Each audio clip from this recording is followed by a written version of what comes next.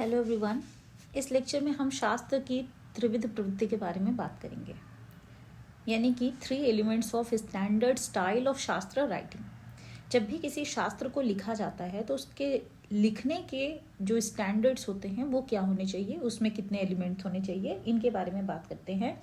तो बेसिकली न्याय शास्त्र में ये 3 प्रवृत्तियां देखने को मिलती हैं। सिर्फ न्याय शास्त्र में ही नहीं बल्कि बहुत सारे अन्य शास्त्रों में, जैसे कि दार्शनिक संप्रदायों की बात करें तो बुद्धिज्म, जैनिज्म या फिर वेदांत, मीमांसा इत्यादि में, वैशेषिक के बहुत सारे ग्रंथों में भी ये त्रिविध प्रवृत्ति देखने को मिलती है।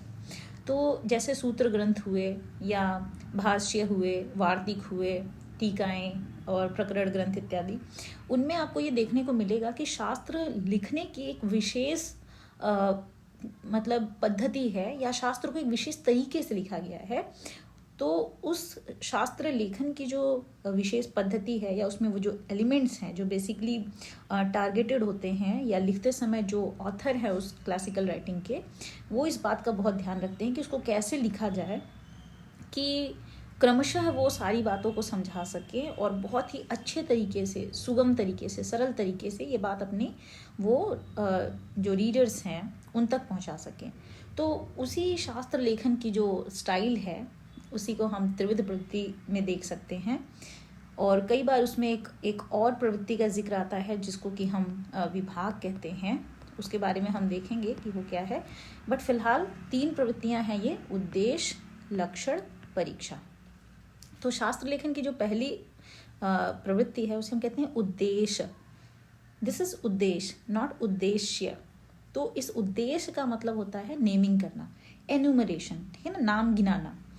और इसी को हम कहते हैं कि नाम मात्रेण वस्तु संकीर्तनम, नाम मात्र से वस्तु का संकीर्तन करना, यानी कि जिन चीज़ों के बारे में आप बात करने जा रहे हैं, जिन कॉन्सेप्ट्स के बारे में या जिन पदार्थों के बारे में उस शास्त्र में चर्चा की जानी है उनका सिर्फ नाम गिना देना। जैसे कि अगर न्याय शास्त्र की बात करें तो न्याय शास्त्र में हम 16 पदार्थों की चर्चा करते हैं, तो उन 16 पदार्थों का नाम गिना देना। जैसा कि न्याय सूत्र के प्रथम अध्याय के प्रथम आहनिक का जो प्रथम सूत्र है उसे आप देखेंगे तो उसमें 16 पदार्थ, प्रमाण, प्रमेय, संशय, सबको क्रम से गिना दिया गया है, ठीक है, लास्ट तक, निग्रह स्थान तक। और कहा गया है कि इन 16 पदार्थों के ज्ञान से ही निश्रेयस की प्राप्ति होती है, ठीक है।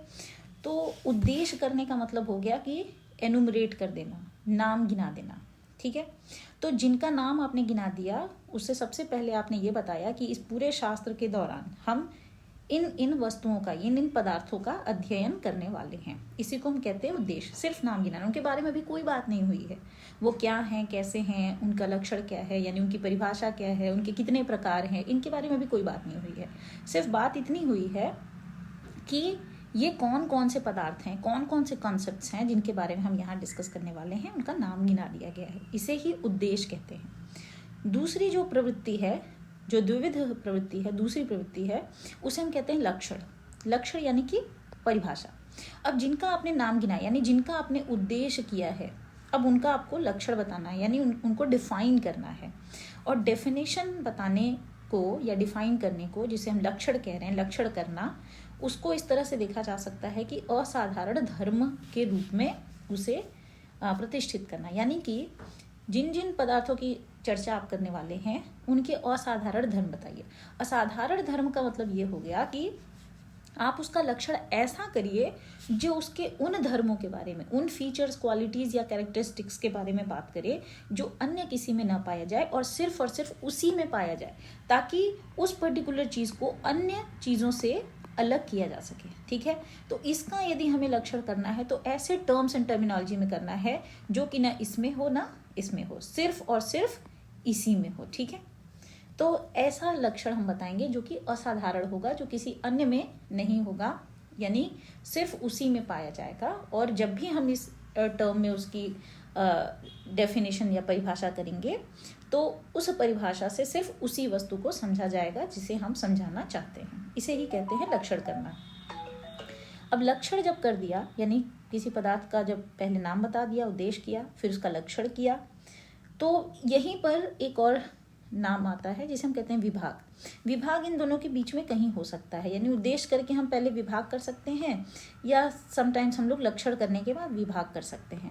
इसका मतलब हुआ कि जिन पदार्थों के बारे में हम बात कर रहे हैं क्या वो अन्य प्रकार के भी हैं, उनकी प्रकारता बताना कि वो कितने प्रकार के हैं, उनके काइंड्स क्या हैं, टाइप्स क्या हैं, उसी को विभाग करना कहते हैं। ठीक है, जैसे कि आप यदि ज्ञान के बारे में बात कर रहे हैं तो ज्ञान का आपने लक्षण बताया, फिर ज्ञान के आप प्रकार बताएंगे कि ज्ञान कितने प्रकार के होते हैं, इस तरीके से। ठीक है, तो जब आप उसके प्रकार बताते हैं तो उसे विभाग करना कहते हैं। ठीक, जैसे कि यदि आपने उद्देश्य कर दिया, 7 पदार्थों का उद्देश्य कर दिया वैशेषिक के हिसाब से, तो अब आप उसके द्रव्य गुण कर्म यदि ऐसे आप बताते चले जा रहे हैं, नाम किया, फिर उसके बाद उनका सबका डेफिनेशन किया, फिर अब आपको बताना है कि द्रव्य कितने प्रकार के होते हैं, गुण कितने प्रकार के होते हैं। तो जैसे अगर आप बता रहे हैं कि द्रव्य 9 प्रकार के होते हैं, गुण 24 प्रकार के होते हैं, कर्म 5 प्रकार के होते हैं इत्यादि, ये जो प्रकार बताना होता है इसे ही हम कहते हैं विभाग करना। ठीक है, तो ये विभाग भी आता है बट ये इन्हीं में कहीं शामिल होता है, इसलिए इसको अलग से प्रवृत्ति के रूप में नहीं रखा जाता है, क्योंकि समटाइम्स उद्देश्य करने के बाद विभाग कर दिया जाता है और समटाइम्स लक्षण करने के बाद विभाग किया जाता है। इसका मतलब उसकी प्रकारता,